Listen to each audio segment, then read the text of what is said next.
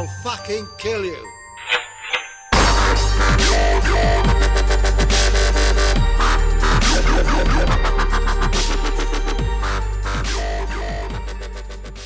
What's up, everybody? It's your boy JoeBob1232 here with another deck profile on my updated Geargia deck for the April 2014 ban list. So let's start this out with 3 Geargia armor. The heart and soul of the deck, easily the second best card in the deck, gets me to all my key pieces, and it starts all my OTKs. 3 Accelerator, one of the most important monsters in the deck. He allows me to go from a game. He's mostly the card I search. Unless I'm going for like grind games with MK2s and stuff, then I search those. He recycles arsenals and armors and MK2s with his secondary effect. And if I control on a gear game launch, I can special summon him and then return him for Birdman, then re-special summon him.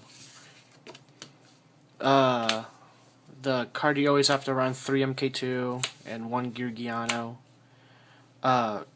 This is like 3 Monster Reborns in the deck. So is Geargia. So I'm basically doing 4 Monster Reborns in the deck. And this Monster Reborn brings back this Monster Reborn to summon low Fortuna to make a 7 and then push in with some damage. Since we are playing the Geargia Karakuri build, we only play 2 Arsenal. If you're playing the pure Geargia, we would be playing 3 Arsenal. But I think in this build 2 is better because it gets cloggy. And he's not always the best card, but he is always good to have turn 1, so that's why we do play 2 of him. Next, 3 Watchdog, 3 Watchdog, 1 Inpachi, and 1 Birdman. These are our 4 tuners, if you don't count Veilers as tuners. These are for our 8 plays and our 7s, these are for our 7s, and this is for basically going for in for game.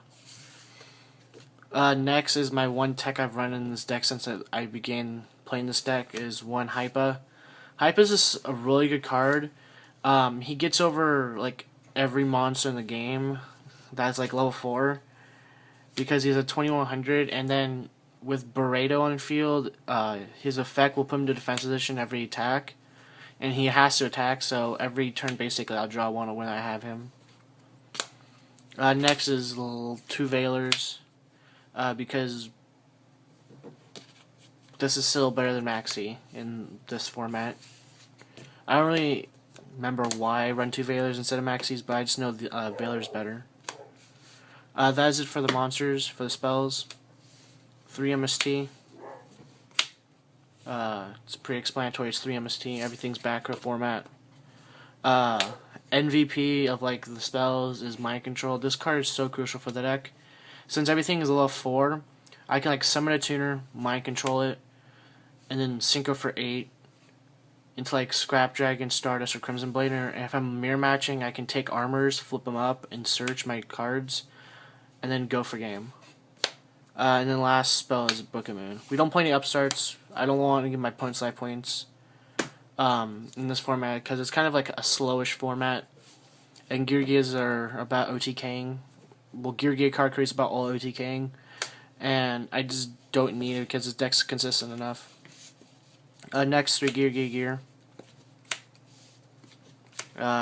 This card's explanatory. I really don't need to talk about Geargia Gears. This is explanatory. It's a +1, and it goes for game.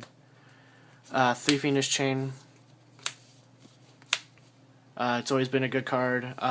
This recently was bumped up to 3 because everything is effects, and this fulfills what Veiler can't.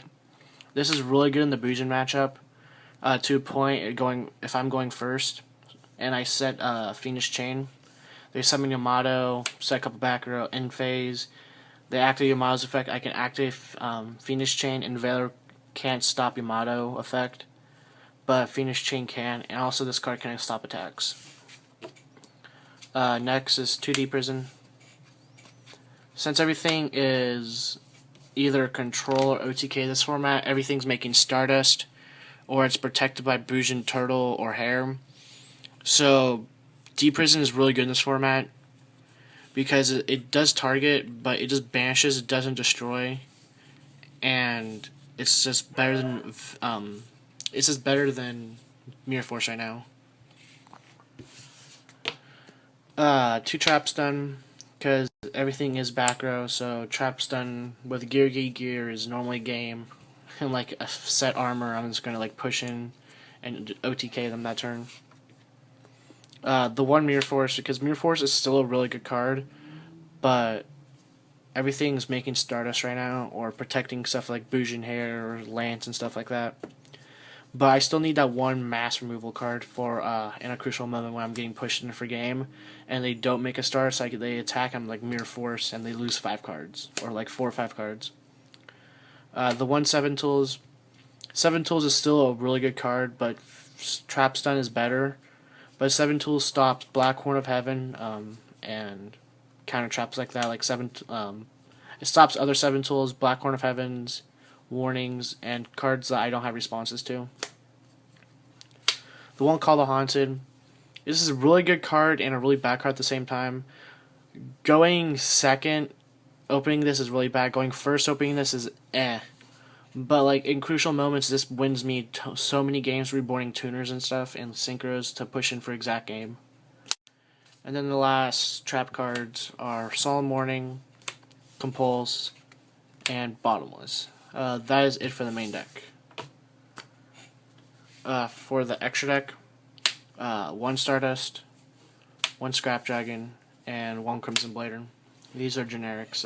No really talk about these.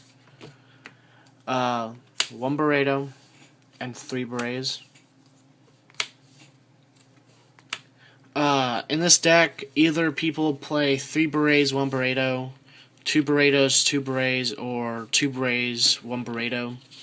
I chose for the 3 Berets and 1 Burrito because I think Beret is a really good card that I can abuse a lot because MK2 is really good in reborning Geargia to summon more tuners.